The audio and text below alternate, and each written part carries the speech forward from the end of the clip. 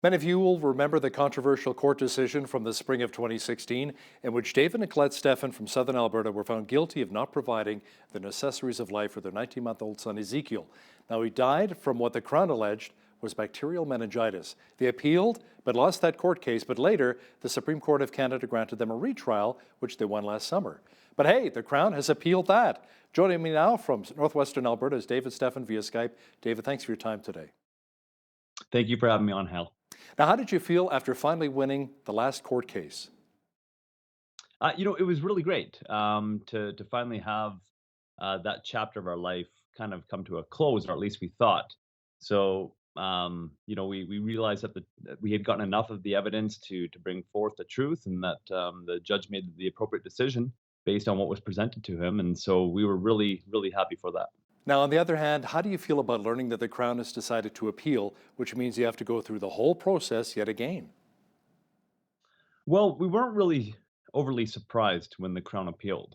In fact, we would have been surprised had they not appealed.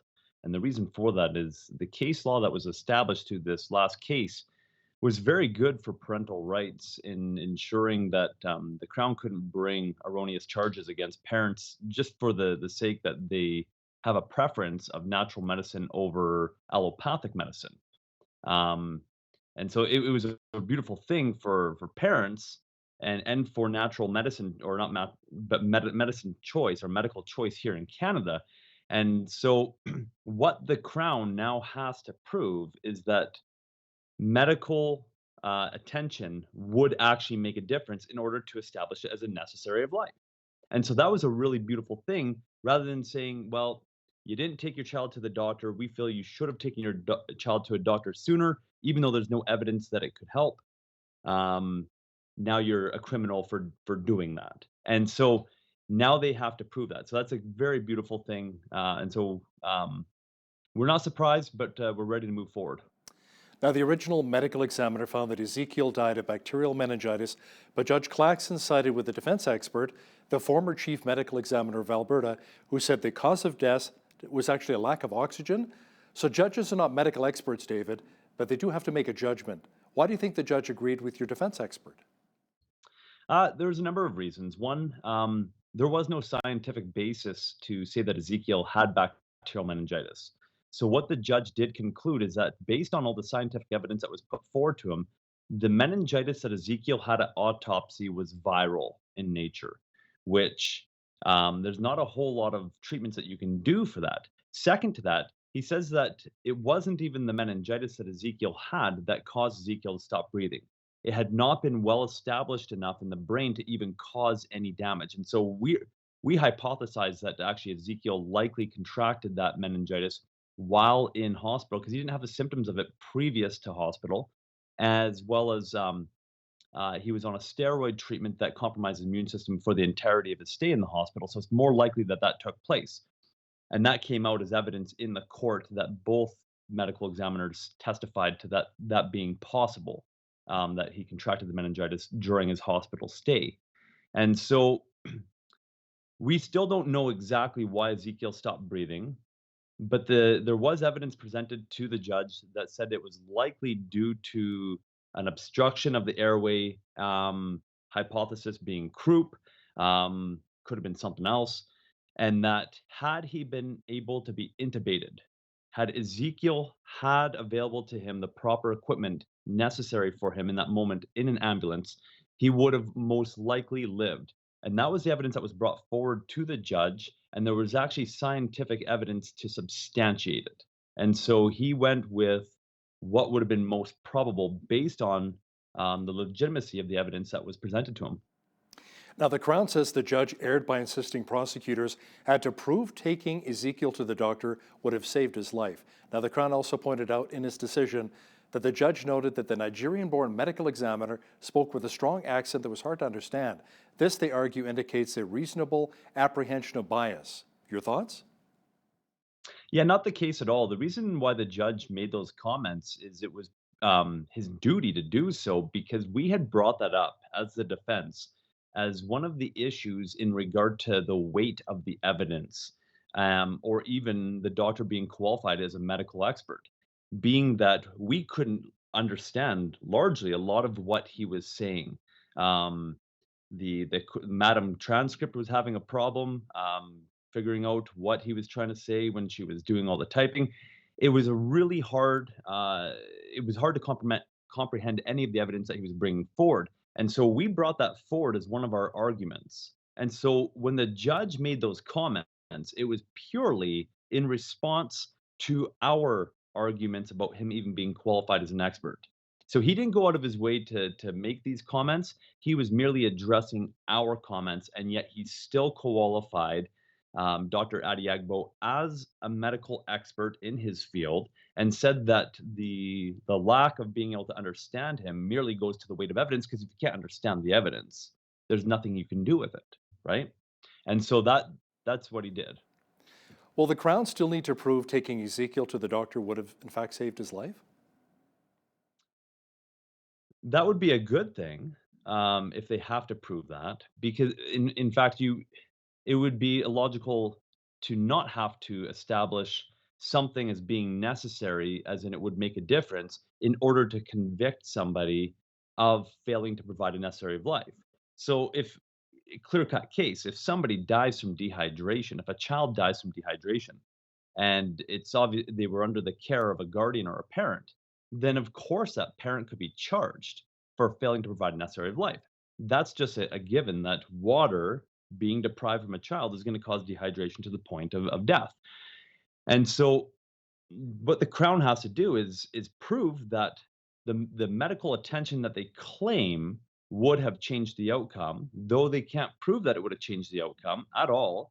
That in order to convict us as parents, they have to say that, one, we were well aware of a situation that was endangering his life, and that it was foreseeable that if we didn't do anything about it, that he would have died. And two, that by doing something about it, taking him in to a doctor, that would have actually made a difference, right? Because if it wouldn't have made any difference, then at the end of the day, how can you convict a parent for taking actions that they thought was in the best interest of their child, that wouldn't have made a difference whether they chose the left or the right? David, do you feel that the Crown is potentially wanting to make you and your family an example? Absolutely. This is a very peculiar case. These charges have always been reserved for cases of negligence. In a number of the hearings back in 2016, the judge identified this was clearly not a case of negligence, and that it was actually a peculiar case because of that. Once again, in this spring, back in March, the judge, Justice Rook, Associate Chief Justice Rook, second top judge in Alberta, identified as well that this is not a case of negligence, but rather a choice of care case that brings us to the courts. And so when we take a look at it, it's one, the first case of its kind in Canada, though a lot of the larger media outlets have used it to make it look like we're negligent. That's not the evidence that's before the courts. Um, and so they're definitely using this as an example, for I'm sure a number of reasons, because we've got about a 20-year history, fighting legislation and all that here in Canada. And so they would stand to benefit from that, being that we beat them in the courts back in 2005 against Health Canada, making sure that natural health freedom was established here in Canada.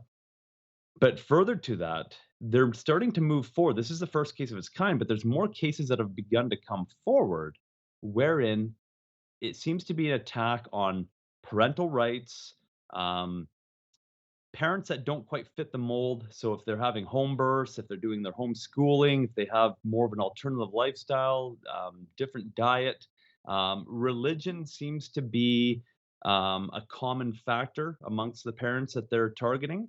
And so they seem to be profiling parents. And so there seems to be no doubt that our case, one, is a precedent setting case, but they need it to kind of move forward to be able to convict other parents on similar things as well.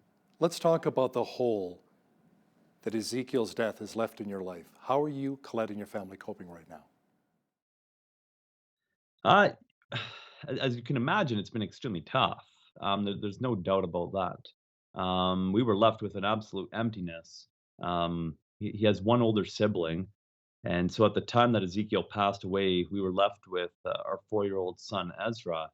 And it's absolutely just shell shocked all of us. We were left with this devastating silence in the home that used to be filled with children's laughter, and you'd hear toys and all that. Um, and so it's always really plagued us. Whenever we go out for a family event, there's always that hole that there's somebody missing, and we'll never get that back. Even at one point, we considered adoption to try to fill that void, and that didn't take place obviously because they charged us shortly after that, and there was probably no way that we would have ever been approved for adoption. And so it's just one of those things that I guess you learn to cope with. I guess you never fully heal from it, and so yeah, it's been hard on our family, but it's definitely drawn us closer to our Creator, our God. Absolutely. How about the financial burden as well, David? This, you guys must have taken quite a financial hit as well, especially with court case after court case after court case. No, I normally don't focus on that. There's a reason why I self-represented this last trial, just because of the fact that we couldn't afford to hire a lawyer. We did end up getting half-price lawyers for Colette that could just kind of pitch in as time dictated, as their schedules would allow. Um, and that was one half price, and two, they weren't even preparing really for court. They didn't spend the months in advance preparing, so it was really a budget court case that we just ran. But it's I haven't even done a proper accounting of it recently, but it's at least $1.2 million at this point that it's burdened us over the last 7 years. And so it's definitely changed our lifestyle substantively. We've had to sell a lot of stuff.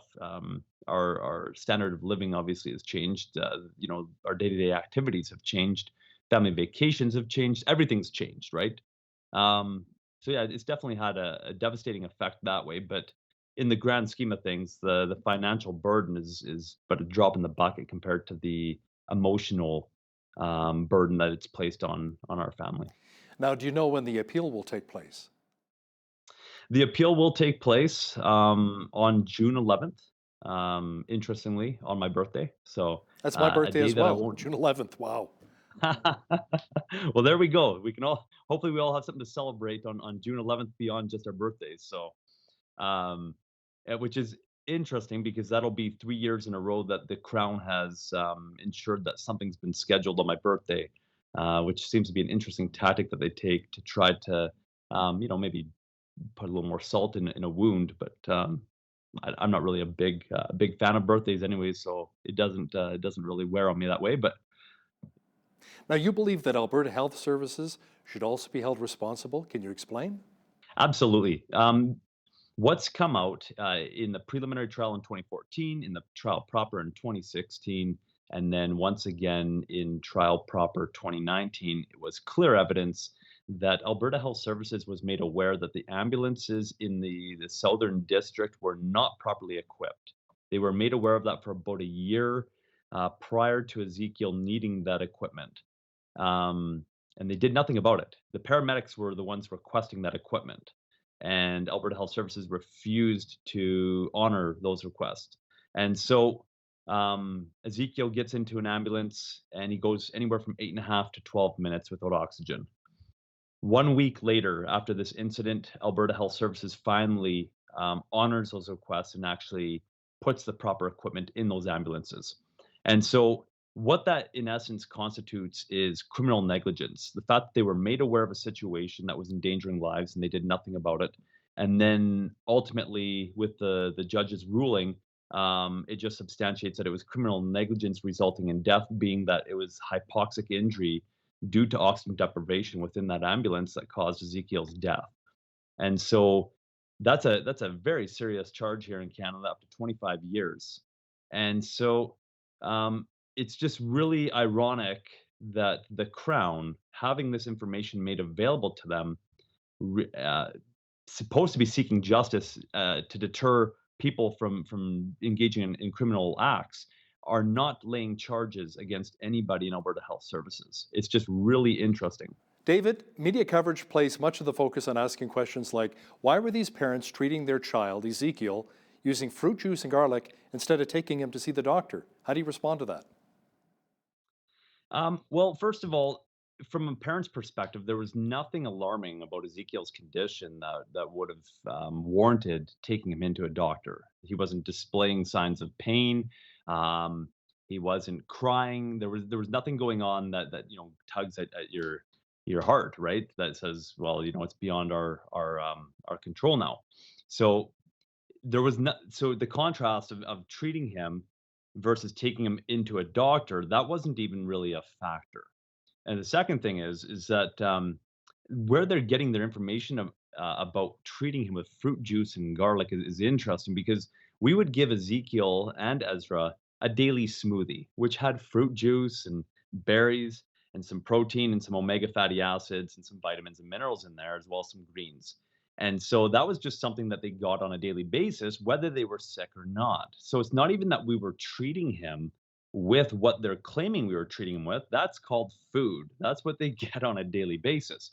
In regard to the garlic, there was a tincture that we had produced and used it twice in one day on him, and that was it over the period of him being off and on sick for up to 2 weeks there. So it's taking everything largely out of context and making us look like a bunch of crazies.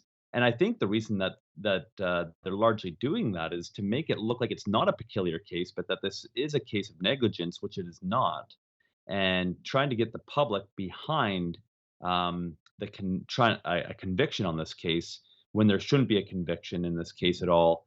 And really, a lot of parents would relate to us if they knew the truth on this matter. If they actually saw the evidence for what it was, they'd say, wow, that would have been us during this situation or this situation.